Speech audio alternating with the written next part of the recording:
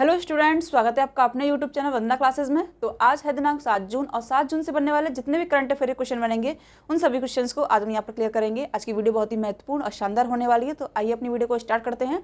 Video को start करने से पहले अगर आपको वीडियो अच्छी लगे तो उसको लाइक शेयर एंड सब्सक्राइब जरूर करें। क्वेश्चन नंबर फर्स्ट है, NIRF 2023 के अनुसार कौन सा संस्थान लगातार 5वें वर्ष टॉप पर रहा है।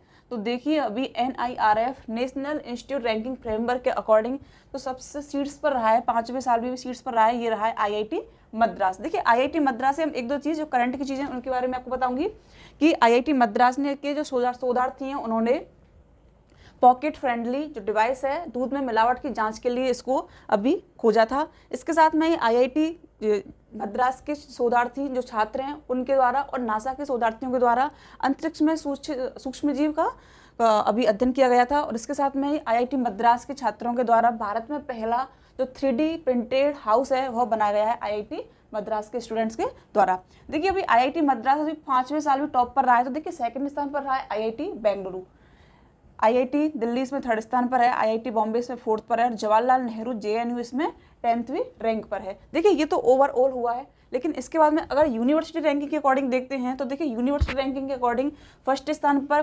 भारतीय विज्ञान संस्थान बेंगलुरु रहा है, सेकंड नंबर पर रहा है इसमें JNU और थर्ड नंबर पर इसमें रहा है जामिया इस्लामिया जो कि न्यू दिल्ली में स्थित है, जामिया इस्लामिया विश्वविद्यालय।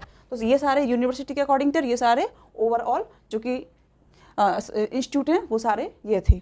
नेक्स्ट क्वेश्चन है, हाल ही में स्पेनिश ग्रैंड प्रिक्स 2023 का खिताब अभी किसने जीता है। तो देखिए स्पेनिश ग्रैंड प्रिक्स का खिताब जीत लिया है मैक्स वेरस्टापेन ने, इसको जीत लिया है। देखिए मैक्स वेरस्टापेन ने इससे पहले 2 खिताब और जीते हैं। तो देखिए मोनाको ग्रैंड प्रिक्स जीता है 2023 का।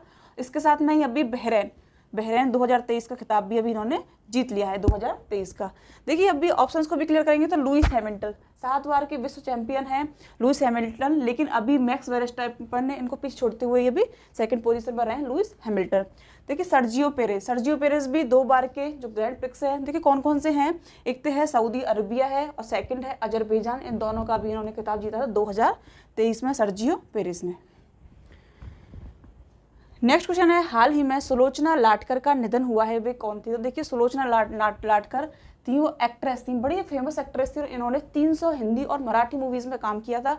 इसी के लिए इन्हें 1999 में पद्मश्री अवार्ड दिया गया था और 2009 में इनको मराठा जो कि महाराष्ट्र भूषण है उससे इनको सम्मानित किया गया था। और अभी देखिए अभिनेत्री थी, इन्होंने जैसे कि जॉनी मेरा नाम, प्रेम नगर और इसके साथ कटी पतंग, तो कई सारी मूवीज थी जिन्होंने इन्होंने अच्छा काम किया था और यह एक अभिनेत्री थी। नेक्स्ट क्वेश्चन है, हाल ही में भारत अपने किस पड़ोसी देश के साथ अगले 10 वर्षों में 10,000 मेगावाट बिजली आयात पर सहमति व्यक्त की है। देखिए इंपॉर्टेंट क्वेश्चन है क्योंकि भारत के जो पड़ोसी देश है अधिकतर भारत उन्हीं के साथ में आजकल बहुत ज़्यादा व्यापार कर रहा है क्योंकि कोई भी चीज़ को एक्सपोर्ट इंपोर्ट करने के लिए। तो देखिए अभी 10 वर्षों में 10,000 मेगावाट बिजली आयात पर सहमति व्यक्त की है, वो की है नेपाल के साथ में की है।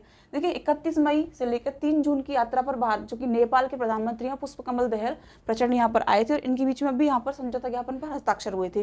तो देखिए इसमें क्या था कि भारत हर साल 452 मेगावाट बिजली का निर्यात करता है नेपाल को, लेकिन अभी जो तात्कालिक रूप से अभी जो और अधिक रूप से आयात जो कि बिजली है वह 1200 मेगावाट के लिए अभी और सहमति व्यक्त की गई है। और देखिए इसी भारत के जरिए से ही नेपाल 50 मेगावाट बिजली का जो कि निर्यात करेगा वह करेगा बांग्लादेश के साथ में। तो देखिए इस प्रकार का जो एक्सपोर्ट इंपोर्ट है तीनों देशों की मंशा के आधार पर किया जा रहा है, एक दूसरे के जरिए किया जा रहा है और इसमें सबसे मेन भूमिका किसकी है, तो वो भारत की इसमें मेन भूमिका है। देखिए ऑप्शंस को भी क्लियर करेंगे तो श्रीलंका और भारत के बीच में अभी डॉर्नियर जो विमान है उसको लेकर अभी समझौता ज्ञापन पर हस्ताक्षर हुए थे। तंजानिया, तो देखिए IIT मद्रास के द्वारा तंजानिया में पहला जो कि परिसर है खोला जाएगा भारत के IIT मद्रास के द्वारा। बांग्लादेश से देखिए बांग्लादेश से एक चीज़ आपको याद रखनी है कि मैत्री पाइपलाइन, इसको याद रखना है बांग्लादेश से, जो कि भारत के सहयोग से डीजल पाइपलाइन थी, मैत्री डीजल पाइपलाइन, इसको बांग्लादेश से अभी स्टार्ट किया गया था।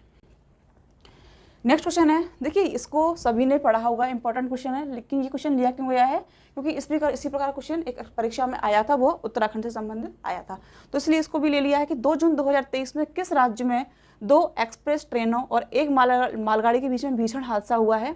तो देखिए ये कहाँ हुआ है, ये हुआ है ओडिशा के बालासुर शहर में। और अखबार द हिंदू के अकॉर्डिंग द हिंदू के अकॉर्डिंग यह भारत में चौथी सबसे ट्रेनों की विनाशकारी घटना थी और इसको अभी जो कि एक्सप्रेस है मालगाड़ी के बीच में से भीषण हादसा बताया गया है। तो यह उड़ीसा के बालासोर शहर में। देखिए उत्तराखंड से हमें याद रखेंगे तो देखिए चमोली में बादल फटने से यहाँ पे हजारों लोगों की जान गई थी। गुजरात में तो देखिए गुजरात के अभी मोरबी पुल पर जो कि मोरबी पुल हादसा हुआ था उसमें सैकड़ों लोग अपनी जान गंवा चुके थे। मणिपुर देखिए, मणिपुर में जैसे कि मैंने अभी आपको 2-3 दिन पहले बताया था कि मणिपुर में 40 लोगों के ऊपर जो कि एनकाउंटर किया गया है सुरक्षा वालों के द्वारा। तो इस प्रकार से मणिपुर की हिंसक घटना रही है। नेक्स्ट क्वेश्चन है, फोर्ब्स रिपोर्ट 2023 के अकॉर्डिंग दुनिया का सबसे मूल्यवान जो फुटबॉल क्लब बना है तो वो कौन सा बना है। तो देखिए दुनिया का सबसे मूल्यवान फुटबॉल क्लब बना है तो ये बना है रियल मैड्रिड बना है। और देखिए जो कि ये रियल मैड्रिड है इंग्लैंड से बिलोंग करता है। ये ऑप्शंस को भी देखेंगे तो देखिए अल नासर से अगर हम रिलेट करेंगे तो देखिए क्रिस्टियानो रोनाल्डो, इन्होंने सऊदी अरब का यह क्लब है फुटबॉल क्लब और इसको भी ज्वाइन किया है। मैनचेस्टर यूनाइटेड जो कि 2nd नंबर पर रहा है इसमें, और बार्सिलोना जो कि इसमें 3rd नंबर पर रहा है। इससे आपको इतना याद रखना है, अगर भारत से आपको याद रखना है तो भारत से आपको मोहन बागान याद रखना है कि भारत का जो फुटबॉल क्लब है उसका नाम है मोहन बागान। नेक्स्ट क्वेश्चन है, मध्य प्रदेश राज्य का हाल ही में पहला सौर शहर कौन बनने जा रहा है। तो देखिए मध्य प्रदेश शहर से हम एक चीज़ याद रखेंगे कि मध्य प्रदेश शहर में 17वां प्रवासी सम्मेलन आयोजित हुआ था। 5वें खेलो इंडिया यूथ का आयोजन यहीं पर हुआ था और इसमें महाराष्ट्र टॉप पर रहा था। देखिए इसमें जो शुभंकर था वो था सासा इसमें शुभंकर था। और अभी देखिए जो कि सौर शहर बनने जा रहा है तो वह है सांची शहर बनने जा रहा है। सांची का स्तूप से याद रखना है सांची शहर। देखिए सांची शहर कर्क रेखा पर स्थित है और इसलिए यहाँ पर सूर्य का ये आदर्श केंद्र है कि यहाँ पर सूर्य का जो कि किरणें हैं वो सीधी ही पड़ती हैं। देखिए इस प्रकार से यहाँ पर जो कि इंदौर जो सांची है, तो देखिए सांची में क्या होगा कि प्रत्येक घर के लिए सौर ऊर्जा से बिजली उत्पादित की जाएगी और प्रति वर्ष यहाँ का जो खर्च है प्रति यूनिट खर्च है तो वो है 3.6 मिलियन यूनिट खर्च है और अभी इसको 5.6 मिलियन यूनिट इसको बढ़ाकर किया जा रहा है, प्रति वर्ष के लिए किया जा रहा है। देखिए ऑप्शंस को भी क्लियर करेंगे तो इंदौर ग्रीन बॉन्ड जारी करने वाला पहला जिला है मध्य प्रदेश का। इसके साथ में एड्रेस सिटी बनने वाला पहला जिला है, सबसे स्वच्छ शहर है इंदौर। तो ये चीज़ हमें इंदौर से याद रखनी है। उज्जैन के बाल्टिक ट्वेंटी हमको याद रखने हैं। खंडवा देखिए नर्मदा नदी पर खंडवा में पहला जो कि तैरता हुआ फ्लोटिंग सोलर उसको स्टार्ट किया जा रहा है खंडवा में। नेक्स्ट क्वेश्चन है, भारतीय भूवैज्ञानिक सर्वेक्षण का नया निदेशक किसे नियुक्त किया गया है। देखिए अभी भारतीय भूवैज्ञानिक सर्वेक्षण का नया निदेशक नियुक्त किया है, जनार्दन प्रसाद को नियुक्त किया गया है। ऑप्शंस को भी देखिए क्लियर करेंगे तो हर्षवंती बिष्ट सबसे ऊंचे जो कि पर्वतारोहण इंडियन माउंटेनियरिंग के अध्यक्ष बनाई गई हैं। अभी हर्षवंती बिष्ट इंडियन माउंटेनियरिंग की अध्यक्ष बनाई गई हैं। VVR सुब्रमण्यम देखिए नीति आयोग से हमें याद रखना है, नीति आयोग से हमें याद रखना है कि इसके CEO कौन है, ये हैं VVR सुब्रमण्यम। इसके अध्यक्ष कौन हो जाएंगे, प्रधानमंत्री जी हो जाएंगे। अभी तो नरेंद्र मोदी है, इसके बाद में कोई भी जो कि प्रधानमंत्री होगा वह नीति आयोग का अध्यक्ष होता है और उसके जो उपाध्यक्ष हो जाएंगे वो हो जाएंगे सुमन बेरी। ऑप्शंस है राजीव कुमार। देखिए राजीव कुमार अभी इस टाइम पर मुख्य चुनाव आयुक्त हैं राजीव कुमार। नेक्स्ट क्वेश्चन है, हाल ही में रैंगलर की नई ब्रांड एम्बेसडर कौन बनी है। तो देखिए अभी रैंगलर प्राइवेट लिमिटेड की जो ओमिनी है उसकी ब्रांड एम्बेसडर नियुक्त की गई है, तो ये है स्मृति मंदाना।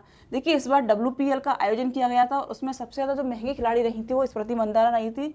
इनकी कुछ जो कि नीलामी राशि थी वो 3.5 करोड़ की थी और ये सबसे ज़्यादा उसमें महंगी खिलाड़ी रही थी। ऑप्शंस को भी क्लियर करेंगे तो देखिए निकत जरीन NMDC की यह क्या है, ब्रांड एम्बेसडर है। और अभी यहाँ पर जो कि महिला बॉक्सिंग विश्व महिला बॉक्सिंग चैंपियनशिप हुई थी, उसमें इसकी ब्रांड एम्बेसडर कौन थी, तो MC मैरी कॉम थी और इन्होंने इसमें गोल्ड मेडल जीता था निकत जरीन ने। हरमनप्रीत कौर, देखिए हरमनप्रीत कौर पूमा की ब्रांड एम्बेसडर बनाई गई हैं और अभी जो कि WPL का आयोजन हुआ था उसमें मुंबई इंडियंस की एक कैप्टन थी और इन्होंने ही WPL का खिताब जीता था, मतलब इनकी टीम ने। आलिया भट्ट, तो देखिए आलिया भट्ट को अभी ग्लोबल जो कि ब्रांड है गुची उसकी ब्रांड एम्बेसडर नियुक्त किया गया है आलिया भट्ट को। नेक्स्ट क्वेश्चन है, हाल ही में Kathakali dance theatre A visual narrative of sacred Indian mime नामक एक पुस्तक किसने जारी की है। तो देखिए कथकली यह जारी की है, ये हैं KK गोपाल कृष्णन है। देखिए कथकली तो इसके बारे में बताया गया है कथकली के बारे में, कथकली जो डांस है उसके बारे में यहाँ पर बताया गया है कि पर्दे के पीछे की दुनिया उसके बारे में बताती है कि यहाँ का जो ग्रीन रूम है, उसके साथ में ही जो मेकअप वगैरह होता है, यहाँ पर घंटों घंटों का मेकअप होता है, उसके बाद में जो एक लगाव होता है, एक बॉन्ड होता है जो कलाकारों के बीच में, तो इस प्रकार के जो उसमें बुक में बताया गया है। 400 साल से भी पुरानी यह कला है, कथकली डांस है, और उसका अभी विमोचन किया है, तो वो किया है के गोपाल कृष्णन ने उनका विमोचन किया है। ऑप्शन को भी क्लियर करेंगे तो देखिए काकी माधवराव पूर्व IAS अधिकारी हैं और इनके द्वारा ब्रेकिंग बैरियर पुस्तक का विमोचन किया गया था, लिखी गई थी। AK द्विवेदी, तो देखिए AK द्विवेदी अरुण कुमार द्विवेदी हैं, और देखिए इनके द्वारा अभी ह्यूमन एनाटॉमी पुस्तक लिखी गई थी, ह्यूमन एनाटॉमी पुस्तक लिखी गई थी। शशि थरूर, देखिए शशि थरूर ने अभी जो कि डॉक्टर विजय दर्डा है उनकी पुस्तक थी रिंग साइड, तो उसका विमोचन किया था शशि थरूर ने।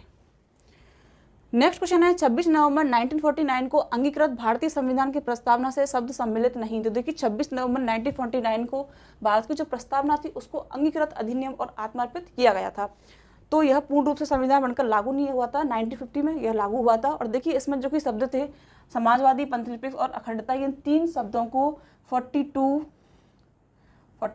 1976 का जो कॉन्स्टिट्यूशन अमेंडमेंट था उसके अकॉर्डिंग इन शब्दों को सम्मिलित किया गया था। तो देखिए यह उस टाइम पर शामिल नहीं थे ये वाले शब्द, लेकिन जो 42 संविधान संशोधन 1976 के अकॉर्डिंग को शामिल किया गया था। तो इसमें इसका राइट आंसर हो जाएगा, तो इसमें इसका फर्स्ट, सेकंड एंड थर्ड इसका राइट आंसर हो जाएगा। समाजवादी नहीं था, पंथनिरपेक्षता नहीं था और अखंडता नहीं था, इनको बाद में जोड़ा गया था और इसे लघु संविधान भी कहा जाता है संविधान का। नेक्स्ट क्वेश्चन है अंतर्राष्ट्रीय शांति से संबंधित कौन सा अनुच्छेद है। तो देखिए अभी अंतर्राष्ट्रीय शांति से संबंधित है, तो देखिए इसका राइट आंसर है 51, इसका जो कि अनुच्छेद है इसमें अंतर्राष्ट्रीय शांति दी गई है। अनुच्छेद 44 के अकॉर्डिंग देखेंगे तो समान सिविल संहिता इसमें बताया गया है। 48A के अकॉर्डिंग इसमें क्या है, तो देखिए पर्यावरण की सुरक्षा, उसकी जिम्मेदारी, उसके साथ में वन्य और वन्य जीवों की सुरक्षा इसमें बताई गई है। आर्टिकल 50, तो देखिए आर्टिकल 50 में क्या है, न्यायपालिका को कार्यपालिका से पृथक करने की शक्ति इसमें जो कि अनुच्छेद है उसमें बताया गया है आर्टिकल 50 में। नेक्स्ट क्वेश्चन है वन सर्वेक्षण रिपोर्ट 2021 के अनुसार क्षेत्रफल की दृष्टि से भारत में निम्नलिखित में से किस राज्य में सर्वाधिक वन आवरण है। एंड ये 2022 का क्वेश्चन है, ये 2022 का क्वेश्चन है। देखिए 2021 की अगर आपसे पूछा जाता है तो देखिए 2021 ज़्यादा पुराना भी क्वेश्चन नहीं है। तो अभी देखिए इसमें सबसे ज़्यादा जो वन दृष्टि से सर्वाधिक वन आवरण है तो यह मध्य प्रदेश में सर्वाधिक है। सेकंड नंबर पर इसमें अरुणाचल प्रदेश था, थर्ड नंबर पर इसमें छत्तीसगढ़ था एंड फोर्थ नंबर पर इसमें उड़ीसा था। देखिए अगर राज्य के भौगोलिक दृष्टि के अकॉर्डिंग देखेंगे तो सबसे ज़्यादा वन आवरण कहाँ था, तो वो था मिजोरम में। मिजोरम से पता है आपको एक चीज़ क्या याद रखनी है, तो ये आपको रखनी है चापचरकूट जो फेस्टिवल है यहाँ का इंपॉर्टेंट फेस्टिवल है। ये कई बार क्वेश्चन पेपर में पूछा गया है, इसलिए मैं आपको इसे बता रही हूँ। नेक्स्ट क्वेश्चन है भारत सरकार ने किस तिथि को वीर बाल दिवस के रूप में मनाने का निर्णय लिया है। तो देखिए अभी भारत सरकार ने जो गुरु गोविंद सिंह थे उनके 4 पुत्रों की बलिदानी उन्होंने किस प्रकार दी थी, तो उनको याद करने के लिए उनकी श्रद्धांजलि के रूप में इसे मनाया जाता है। उसे 26 दिसंबर को इसे हर बार इसे मनाया जाता है, मतलब इस दिवस को सेलिब्रेट किया जाएगा 26 दिसंबर को। देखिए ऑप्शंस को भी क्लियर करेंगे तो देखिए 6 अक्टूबर से हमें याद रखना है कि 6 अक्टूबर को अमेरिकी जर्मन दिवस मनाया जाता है, इंटरनेशनल दिवस है ये। सशस्त्र सेना दिवस भी 6 अक्टूबर को सेलिब्रेट किया जाता है। 26 नवंबर को राष्ट्रीय संविधान दिवस मनाया जाता है 26 नवंबर को। और 6 दिसंबर को तो देखिए 6 दिसंबर से हमें याद रखना है कि जो कि महापरिनिर्वाण दिवस है किसका, कि बाबा जो कि डॉक्टर भीमराव अंबेडकर थे, उन्होंने महापरिनिर्वाण दिवस मनाया जाता है 6 दिसंबर को। इसी के साथ में देखिए अगर बाल दिवस के बारे में अगर आपसे पूछ लिया जाता है तो इसी के साथ में भारत सरकार ने जो कि प्रधानमंत्री मोदी जी हैं, भारत के गोल्डन बॉय कौन थे, नीरज चोपड़ा थे, और उन्होंने उस दिन क्या जीता था, भाला फेंक में भारत के लिए पहला स्वर्ण पदक जीता था। तो उसी के लिए जिस दिन जीता था उस दिन क्या थी डेट, 7 अगस्त थी, और इसी दिन इसको भाला फेंक दिवस के रूप में सेलिब्रेट किया जाएगा 7 अगस्त को। देखिए अभी और भी देखेंगे तो 22 दिसंबर को गणित दिवस मनाते हैं, 23 दिसंबर को किसान दिवस सेलिब्रेट करते हैं, और 25 दिसंबर को सुशासन दिवस सेलिब्रेट किया करते हैं। सुशासन दिवस किसके, अटल बिहारी वाजपेयी के बर्थडे के रूप में। 23 दिसंबर को किसान दिवस जो कि चौधरी चरण सिंह थे उनके बर्थडे के जो कि बर्थडे था उसके रूप में उसको सेलिब्रेट करते हैं।